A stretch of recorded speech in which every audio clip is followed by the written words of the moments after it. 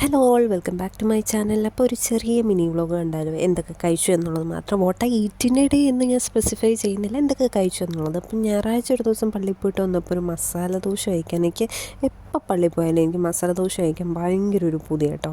അപ്പം ഞാൻ മസാല ദോശ വാങ്ങി, നല്ല അടിപൊളി സോഫ്റ്റ് മസാല ദോശയായിരുന്നു. അതിൻ്റെ കൂടെ ചമ്മന്തിയൊക്കെ കൂട്ടി ഒരു പിടി പിടിച്ചു. പിന്നെ ഒരു സൂപ്പ് കുടിച്ചു. അതൊരു വൈകിട്ടൊക്കെ ആയപ്പോഴാട്ടോ കുടിച്ചത്. അതിൻ്റെ കൂടെ ഒരു ചെറിയ പീസ് കിട്ടി, സംഭവം അടിപൊളിയായിരുന്നു. പിന്നെ ക്രൊസൻ്റാണോ ഇതെങ്ങനെയാണ് പ്രൊനൗൺസ് ചെയ്യുന്നതെന്നൊന്നും എനിക്കറിയില്ല. എനിക്ക് എല്ലാ ബ്രെഡ് ഐറ്റംസും എനിക്ക് ഭയങ്കര ഇഷ്ടമാണ്. ബ്രെഡിൻ്റെ ആ ഒരു സ്മെല്ലൊക്കെ എനിക്കെന്തോ ഭയങ്കര ഒരു ഭയങ്കര പീസ്ഫുള്ളാട്ടോ. അതെന്താണെന്ന് എനിക്കറിഞ്ഞൂടാ. പക്ഷെ എന്നാൽ ചിലർക്ക് ബ്രെഡ് ഇഷ്ടമല്ല എന്തായാലും, പക്ഷേ എനിക്ക് ഭയങ്കര ഇഷ്ടമാണ്. പിന്നെ നമ്മുടെ വീട്ടിലെ കിടന്നുറങ്ങിയിട്ട് എന്തോ എഴുന്നേറ്റതാണെന്ന് തോന്നുന്നുണ്ട്. അമ്മ വീട്ടിൽ നിന്ന് ഇങ്ങനെ ഒരു വീഡിയോ എനിക്ക് അയച്ചിട്ട്, അപ്പം ഞാൻ അതിൽ ജസ്റ്റ് ഒന്ന് ആഡ് ചെയ്തതാട്ടോ. നമ്മുടെ ബ്ലാക്ക് പൂച്ച കുരുത്തകളൊന്നുമില്ല, പാവമാണ്.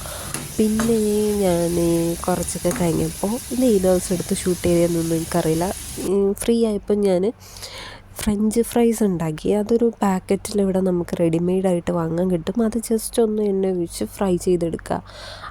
ഞാൻ അതൊക്കെ ഇവിടെ റെഡിയാക്കി നല്ല ക്രിസ്പി പരുവത്തിന് തന്നെ എടുത്തിട്ടുണ്ട് കേട്ടോ. അത്യാവശ്യത്തിന് എണ്ണയൊക്കെ ഒഴിച്ച് നല്ല ക്രിസ്പി പരുവത്തിന് കാപ്പിയുടെ കൂടെ ഒക്കെ കുടിക്കാൻ വേണ്ടിയിട്ട് ഒന്ന് സെറ്റാക്കി എടുത്തു. ഇനി ഇങ്ങനെയൊക്കെ ഇരിക്കുമ്പോൾ ഇതുപോലൊക്കെ സാധനം ഉണ്ടാക്കി കഴിക്കാൻ ഭയങ്കര ഇഷ്ടമാണ്. അതിപ്പോൾ നഗറ്റ്സ് ആയാലും അങ്ങനത്തെ വല്ല പാക്കറ്റ് വാങ്ങിച്ചു വെച്ചാലും നമുക്ക് എന്തെങ്കിലും കറുമുറ കുറയ്ക്കാൻ തോന്നുമ്പം എടുത്തു വെച്ച് കഴിക്കാമല്ലോ.